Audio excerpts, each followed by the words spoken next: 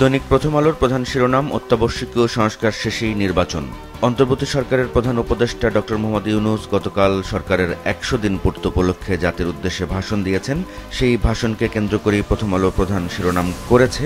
এই ভাষণের উল্লেখযোগ্য দিক ছিল, তিনি বলেছেন সংস্কারের জন্য নির্বাচন কয়েক মাস বিলম্বিতও করা যেতে পারে, কয়েকদিনের মধ্যে নির্বাচন কমিশন গঠিত হবে। তিনি এটি বলেছেন। দ্রব্যমূল্য নিয়ে সরকারের মধ্যে কোনো লুকোছাপা নেই জানিয়েছেন তিনি। এছাড়াও জানিয়েছেন শেখ হাসিনাকে ভারত থেকে ফেরত চাওয়া হবে। এরই মধ্যে গতকাল রাতে কাতার ভিত্তিক সংবাদ মাধ্যম আল জাজিরা ডক্টর মোহাম্মদ ইউনূসের আরেকটি সাক্ষাৎকার প্রকাশ করেছে। সেই সাক্ষাৎকারে ডক্টর মোহাম্মদ ইউনূস জানিয়েছেন অন্তর্বর্তী সরকারের মেয়াদ ৪ বছরের কম হওয়া উচিত বলে তিনি মনে করেন। প্রথম আলোর অন্য আরেকটি শিরোনাম, ব্যাংক থেকে লুট করা টাকা এখন খেলাপির খাতায়। এটি বাংলাদেশ ব্যাংকের তথ্য। খেলাপি ঋণ বৃদ্ধির একটি চিত্র তুলে ধরা হয়েছে এই প্রতিবেদনে। এই চিত্রে দেখা যাচ্ছে বছরওয়ারি হিসেবে সেপ্টেম্বর ২০২৪-এ এসে খেলাপি ঋণ দাঁড়িয়েছে ২,৮৪,৯৭৭ কোটি টাকায়, যা গত বছরের চাইতে ৭৩,০০০ কোটি টাকারও বেশি। প্রথম আলোর অন্য আরেকটি শিরোনাম, দল নিষিদ্ধের বিধান আসছে আন্তর্জাতিক অপরাধ আইনে। এটি মানবতা বিরোধী অপরাধে দোষী সাব্যস্ত হলে দল বা সংগঠন তাদের নিবন্ধন স্থগিত বা বাতিল করা যাবে, এমন সংশোধনী প্রস্তাবের খসড়া তৈরি হয়েছে, এমনটি জানানো হচ্ছে এই প্রতিবেদনে। সরকারের ১০০ দিন উপলক্ষে বিশেষ একটি প্রতিবেদন ছাপিয়েছে প্রথম আলো প্রথম পাতাতেই, যার শিরোনাম মানুষের আস্থা ফেরেনি, প্রত্যাশা অনেক। এই খবরে বলা হচ্ছে পুলিশের বড় অংশের মনোবল ফেরেনি, মামলার ভয়ে আছেন অনেকে। এছাড়া ক্ষতিগ্রস্ত স্থাপনা, সরঞ্জাম এবং যানবাহনের কারণে টহল এবং তল্লাশিতে ভাটা পড়েছে এবং আইন শৃঙ্খলা রক্ষায় মাঠে নামানো হয়েছে সশস্ত্র বাহিনীকে। দৈনিক সমকাল তাদের প্রধান শিরোনাম, নির্বাচন নিয়ে কথা বলুন, সংস্কার পাশ কাটাবেন না। এটিও ডক্টর মোহাম্মদ ইউনূসের গতকালকের দেওয়া ভাষণের উপর ভিত্তি করে তৈরি প্রতিবেদনে। এতে বলা হচ্ছে তড়িঘড়ি নির্বাচনের চেয়ে টেকসই সংস্কারকে গুরুত্ব দিচ্ছে অন্তর্বর্তী সরকার। এতে নির্বাচন কয়েক মাস পেছালেও ধৈর্য ধারণের আহ্বান জানিয়েছেন প্রধান উপদেষ্টা ডক্টর মোহাম্মদ ইউনূস। বাংলাদেশ ব্যাংকের খেলাপি ঋণ বিষয়ক প্রতিবেদনটি সমকালও ছাপিয়েছে, যার শিরোনাম প্রথম ৯ মাসে খেলাপি ঋণ বেড়ে দ্বিগুণ। সমকালের প্রথম পাতার শেষ দিককার একটি খবর, ব্যবসার পরিবেশের আগে বেশি জরুরি রাজনীতির সংস্কার। এটি গতকালকে সিপিডির সংলাপে বক্তারা এমনটি মত দিয়েছেন। তারা আরও বলেছেন, ব্যবসা পরিচালনার ক্ষেত্রে দুর্নীতি এখনও প্রধান বাধা। ৫৭% ব্যবসায়ী মনে করেন সেবা পেতে ঘুষ দিতে হয় এবং অদক্ষ আমলাতন্ত্র সহ ১৭ বাধা চিহ্নিত করেছেন ব্যবসায়ীরা, যেটি সিপিডি সংলাপে গতকাল প্রকাশ করা হয়েছে। সমকালের শেষ পাতার একটি খবর, পরতে পরতে গলদ, মাসুল গুনছে প্রাণ প্রকৃতি। এটি কক্সবাজার পর্যন্ত রেল লাইন স্থাপনের পরিকল্পনা এবং নির্মাণ পর্যন্ত সব ক্ষেত্রেই গলদ ছিল, এমনটি বলা হচ্ছে এই প্রতিবেদনে।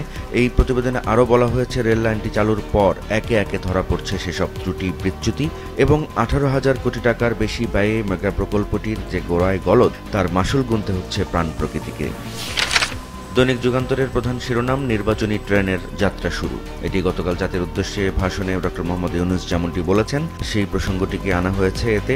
এই প্রতিবেদনে আরও বলা হয়েছে, সংস্কারের সিদ্ধান্ত হয়ে গেলে খুব দ্রুত নির্বাচনের রোডম্যাপ দেওয়া হবে। সংস্কারের সুপারিশ নিয়ে রাজনৈতিক দলগুলোর সাথে আলোচনায় বসার কথা জানিয়েছেন ডক্টর ইউনূস এবং স্বৈরাচার শেখ হাসিনাকে ভারত থেকে ফেরত চাওয়ার কথাও বলেছেন তিনি। বাংলাদেশ ব্যাংকের প্রতিবেদন, খেলাপি ঋণ ৩.৫ লাখ কোটি টাকা। এই শিরোনামে যুগান্তর যে প্রতিবেদনটি ছাপিয়েছে তাতে বলা হচ্ছে ৩ মাসেই খেলাপি ঋণ বেড়েছে ৭৩,৫৮৬ কোটি টাকা। ডেঙ্গুতে চলতি মাসে ১০০ মৃত্যু। যুগান্তরের এই প্রতিবেদনে বলা হচ্ছে, ডেঙ্গু আক্রান্ত হয়ে দেশে ২৪ ঘন্টায় আরও ৮ জনের মৃত্যু হয়েছে এবং চলতি মাসের ১৭ দিনেই ডেঙ্গুতে মারা গেছেন ১০০ জন। যুগান্তরের প্রথম পাতার শেষ দিককার খবর, ৭ নিত্যপণ্যের শুল্ক হ্রাস, ২,০০০ কোটি টাকা ছাড়ের সুফল পাচ্ছে না জনগণ। এই খবরে বলা হচ্ছে, নিম্ন আয়ের মানুষকে স্বস্তি দিতে এবং দ্রব্যমূল্য নিয়ন্ত্রণে রাখতে চাল, আলু, ডিম, পেঁয়াজ, তেল, চিনি, খেজুর আমদানিতে শুল্ক ছাড় দিয়েছে অন্তর্বর্তী সরকার। এই ছাড়ের ফলে জাতীয় রাজস্ব বোর্ড ২,০০০ কোটি টাকার বেশি রাজস্ব হারাবে, অথচ এই ছাড়ের তেমন কোনো প্রভাব নেই বাজারে। দৈনিক বাংলাদেশ প্রতিদিনের প্রধান শিরোনাম, হিসাব মিলছে না চাওয়া পাওয়ার। অন্তর্বর্তী সরকারের ১০০ দিন উপলক্ষে এই প্রতিবেদনটি ছাপিয়েছে বাংলাদেশ প্রতিদিন। এই খবরে বলা হচ্ছে, সরকারি চাকরিতে কোটা প্রত্যাহারের দাবিতে শুরু হওয়া বৈষম্য বিরোধী আন্দোলনের বিজয় ঘটে গত ৫ই সেপ্টেম্বর। ব্যাপক প্রত্যাশার মধ্য দিয়ে, জন আকাঙ্ক্ষার মধ্য দিয়ে, ছাত্র জনতার সমর্থন নিয়ে ৮ই আগস্ট অন্তর্বর্তী সরকার গঠিত হয়েছে। কিন্তু যে জনপ্রত্যাশা তৈরি হয়েছে, ডক্টর ইউনূসের সরকার সেটি পূরণ করতে পেরেছে কিনা সেই হিসাব এখন মেলাচ্ছেন অনেকেই। বাংলাদেশ প্রতিদিন এই খবরটি নিচেই ছাপিয়েছে, নির্বাচনী ট্রেনের যাত্রা শুরুর দ্রুত রোডম্যাপ। গতকাল জাতির উদ্দেশ্যে প্রধান উপদেষ্টা যে ভাষণটি দিয়েছেন সেই সংক্রান্ত প্রতিবেদন এটি। বাংলাদেশ প্রতিদিনের আরেকটি খবর, ব্যবসায় বড় বাধা, নিরাপত্তা ঝুঁকি ও উচ্চ সুদ হার। গতকাল আলোচনা সভায় ব্যবসায়ীরা সেক্রেটারিয়েটে বলেছেন। তারা আরও জানিয়েছেন, দেশের দুর্বল আইন শৃঙ্খলা, ব্যাংক ঋণের উচ্চ সুদের হার এবং প্রশাসনিক অসহযোগিতা ও দীর্ঘসূত্রতা নিরাপদ ব্যবসার ক্ষেত্রে বড় বাধা হয়ে দাঁড়িয়েছে, এমনটাই মনে করছেন ব্যবসায়ীরা। ট্রাইব্যুনালে আজ তোলা হচ্ছে 14 হেভিওয়েটকে। বাংলাদেশ প্রতিদিনের এক কলামের এই খবরটিতে বলা হয়েছে, জুলাই আগস্টে গণহত্যার অভিযোগে করা বিভিন্ন মামলায় এরই মধ্যে গ্রেপ্তার হওয়া 14 হেভিওয়েট আসামিকে আজ প্রথমবারের মতো হাজির করা হচ্ছে আন্তর্জাতিক অপরাধ ট্রাইব্যুনালে।